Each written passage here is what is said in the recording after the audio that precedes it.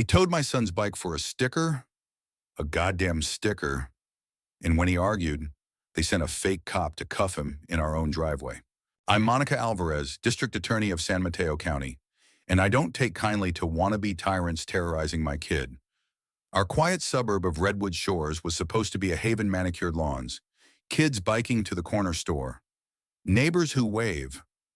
But the Redwood Shores Homeowners Association, or whatever these clowns called themselves, had other plans.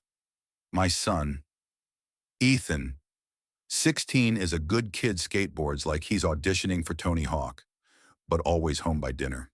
That Saturday, I was in my home office, prepping for a case, when I heard shouting outside. Not the usual neighborhood banter, something sharp, angry. I stepped onto the porch and saw Ethan, hands raised, backed against our garage by a guy in a Navy uniform with HOA stitched in gold. The man was barking orders like he was SWAT, not some glorified hall monitor. "Who the hell are you?" I called, storming down the steps. The guy, mid-40s, buzz cut, sunglasses perched on his nose, barely glanced at me. "Ma'am, stay back. This is an HOA enforcement matter." Enforcement. In my driveway, Ethan's bike, a beat-up red Schwinn he'd saved for, was already hooked to a tow truck idling at the curb. A small crowd of neighbors, Mrs. Kim from next door, the Patels across the street, watched, murmuring. Ethan looked at me, eyes wide. "Mom, they said my sticker's non-compliant." Now this guy's saying I'm under arrest. The sticker? A tiny skull decal on his bike's frame, barely an inch wide. Apparently, it violated the HOA's aesthetic standards. I'd never even heard of this rule. Redwood Shores wasn't some gated utopia. It was a middle-class neighborhood with kids and dogs and the occasional messy yard. But this HOA, or whatever it was, had been tightening the screws lately. Notices about unapproved mailboxes, fines for overgrown hedges, even complaints about excessive Halloween decorations.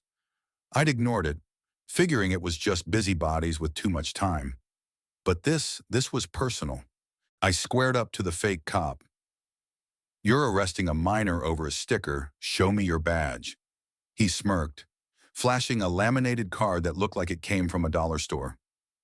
"HOA security, or ma'am. I have authority to detain violators. Authority I'd prosecuted gang leaders and corporate fraudsters." This guy wasn't even a rent-a-cop. "Step away from my son," I said, voice low. He didn't budge. The tow truck driver, a wiry guy with a backward cap, started unhooking Ethan's bike, clearly uneasy. The neighbors' murmurs grew louder. "Mrs. Kim whispered, "They fined me for my roses last week. This is nuts."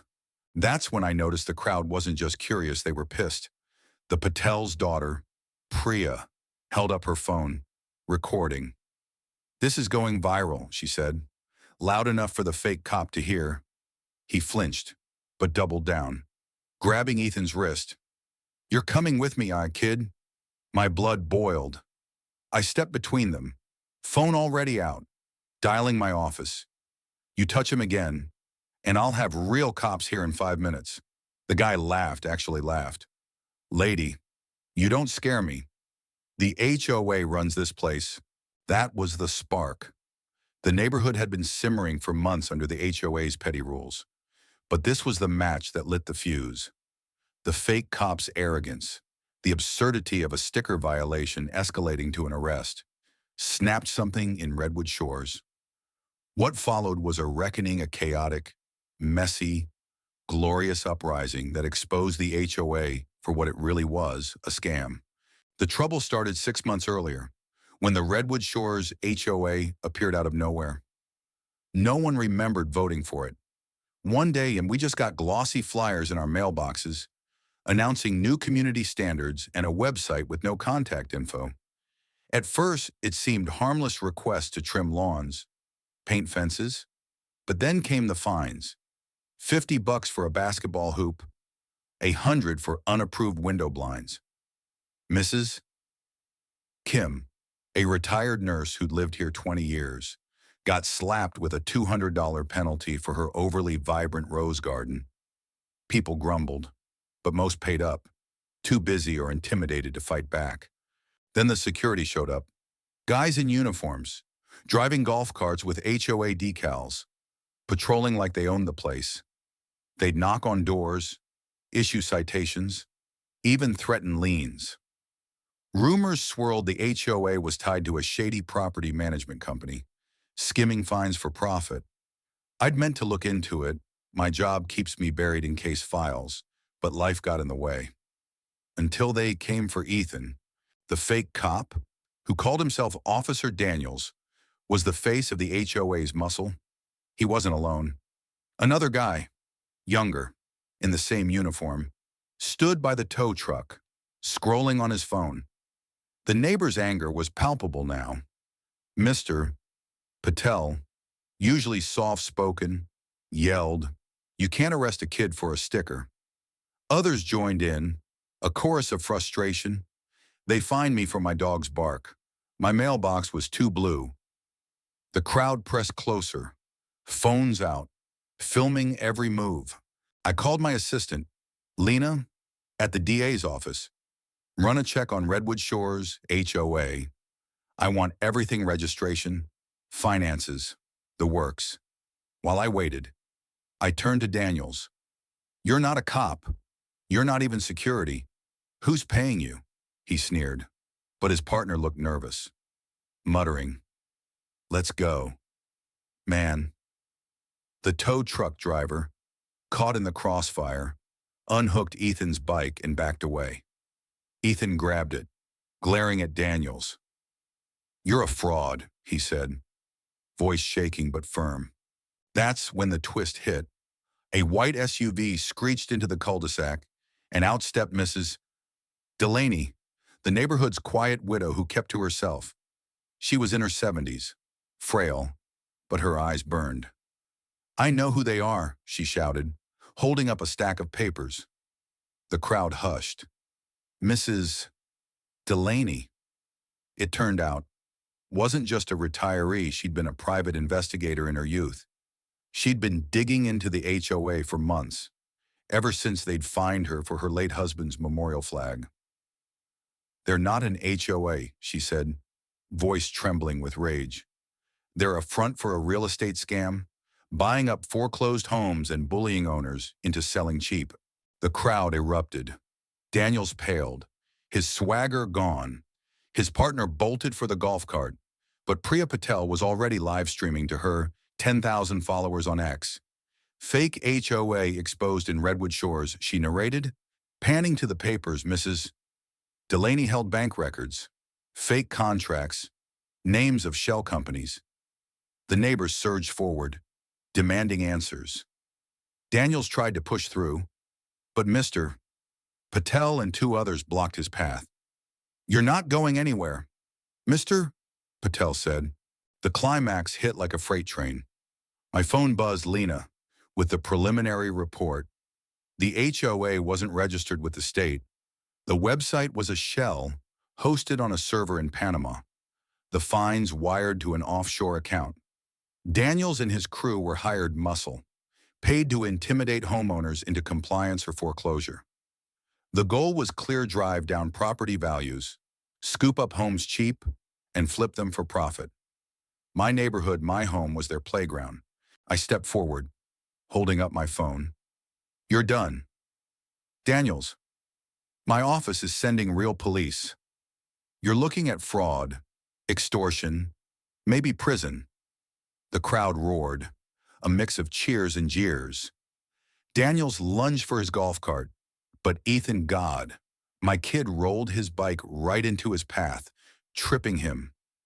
Daniels hit the pavement, sunglasses skittering across the asphalt.